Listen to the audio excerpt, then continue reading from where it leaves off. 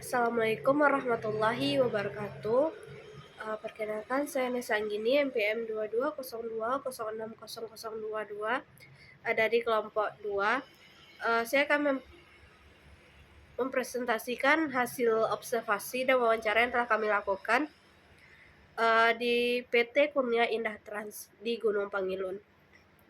Adapun yang pertama itu waktu dan tempat pelaksanaan. Kegiatan ini dilaksanakan tanggal 25 November 2024 sampai tanggal 19 Desember 2024 di PT Kurnia Indah Trans Gunung Pangilun, Kota Padang. Kegiatan ini dibagi menjadi dua, itu yang pertama kunjungan pada tanggal 25 November 2024, yaitu menemui pemimpin perusahaan untuk meminta izin melakukan kegiatan observasi dan wawancara. Yang kedua itu kunjungan pada tanggal 19 Desember 2024 untuk melakukan kegiatan wawancara dan observasi. Yang kedua itu hasil wawancara dan observasi.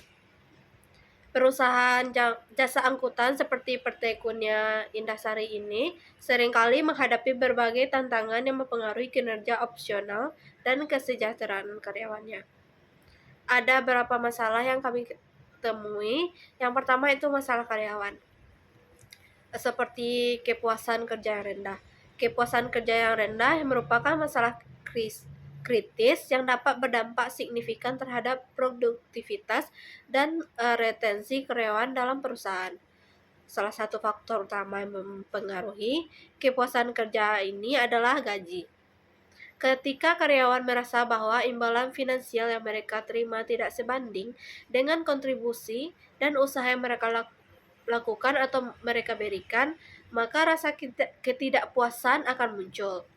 Selain itu, jam kerja yang tidak fleksibel atau terlalu panjang juga dapat menambah beban psikologis, membuat karyawan merasa tertekan dan kurang memiliki keseimbangan antara kehidupan kerja dan pribadi.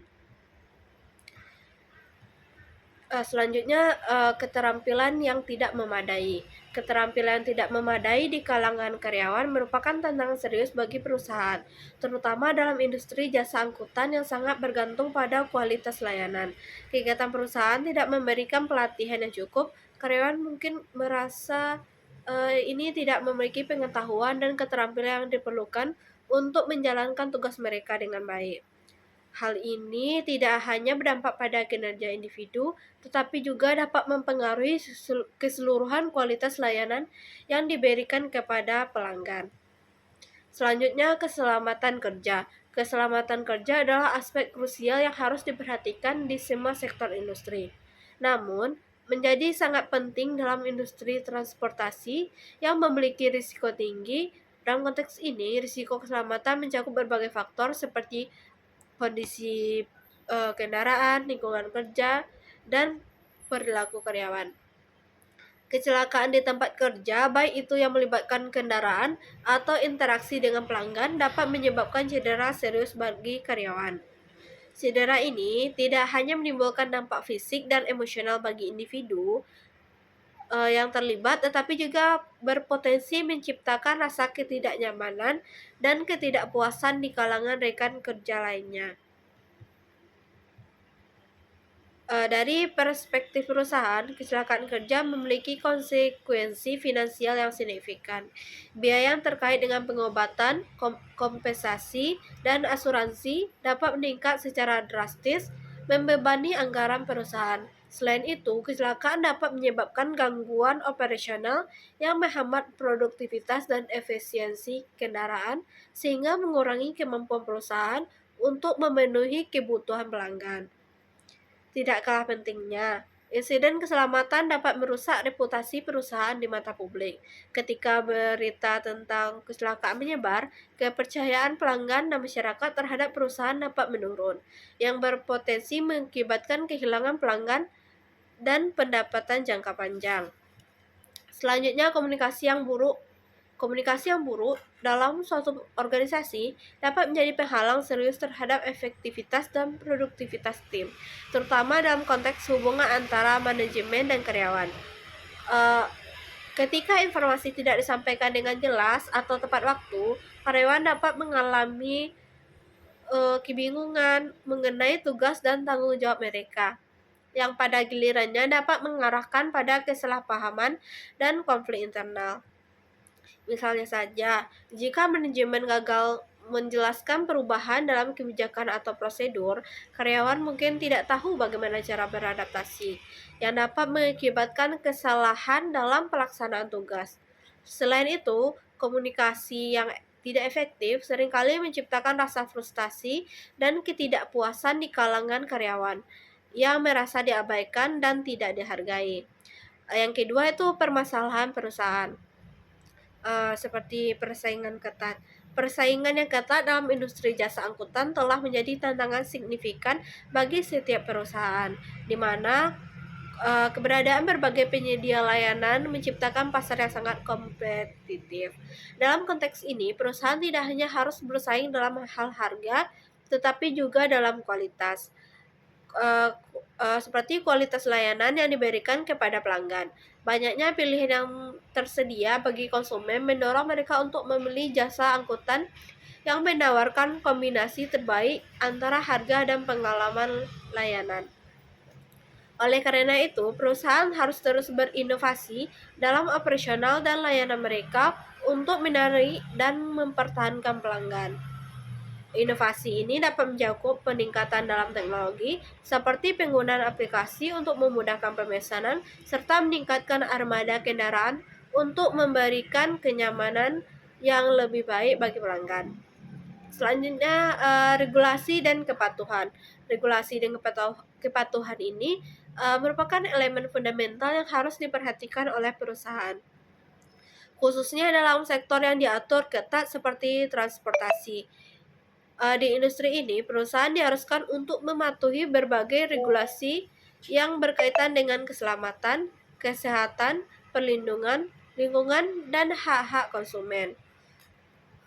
Regulasi ini dapat berubah dengan cepat mengikuti perkembangan kebijakan pemerintah dan tren pasar, sehingga perusahaan harus bersiap untuk beradaptasi. Ketidakpatuhan juga dapat mengakibatkan peningkatan audit dan pengawasan dari lembaga regulasi yang pada gilirannya membebani sumber daya manajemen. Selanjutnya yaitu manajemen rute, di mana manajemen rute ini yang efektif merupakan aspek krusial dalam operasional perusahaan jasa angkutan, di mana perencanaan rute yang efisien dapat secara signifikan mengurangi pemborosan waktu dan bahan bakar. Dalam industri yang sangat kompetitif ini, kesulitan dalam merencanakan rute dapat menyebabkan inefisiensi operasional yang berujung pada peningkatan biaya yang tidak perlu dan penurunan produktivitas.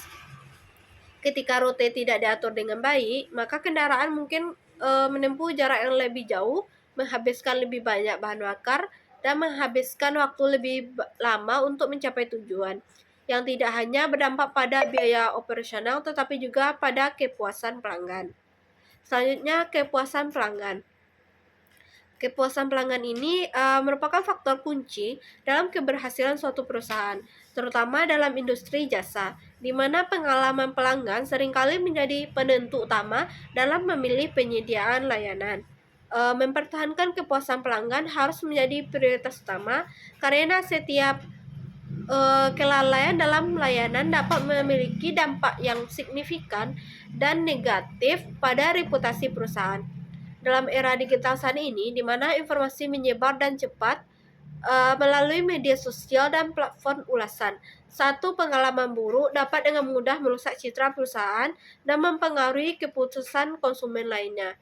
Ketidakpuasan pelanggan dapat timbul dari berbagai sumber, termasuk pelayanan yang lambat, kualitas produk yang rendah, dan kurangnya respon terhadap keluhan. Yang ketiga itu ada analisis, di mana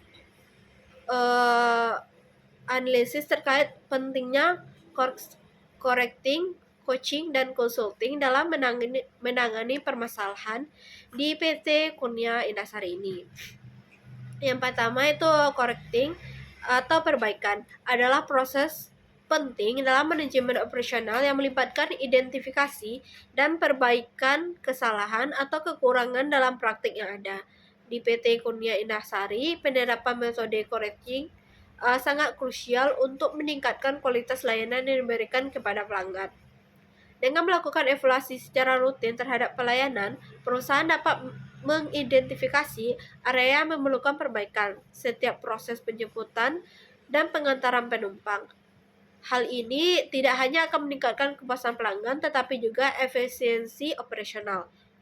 Yang kedua yaitu coaching atau pembinaan, merupakan proses pendampingan yang dirancang untuk mengembangkan keterampilan dan kompetensi individu atau tim dalam suatu organisasi. Di PT Kurnia Indahsari ini, coaching sangat penting untuk mengembangkan sumber daya manusia, terutama dalam meningkatkan keterampilan komunikasi pelayanan karyawan. Dalam industri jasa angkutan, keterampilan ini sangat esensial karena interaksi yang baik antara staf dan pelanggan dapat langsung mempengaruhi kepuasan layanan. Yang ketiga itu consulting atau konsultasi adalah proses di mana seorang ahli memberikan nasihat dan strategi kepada perusahaan untuk mengatasi masalah tertentu.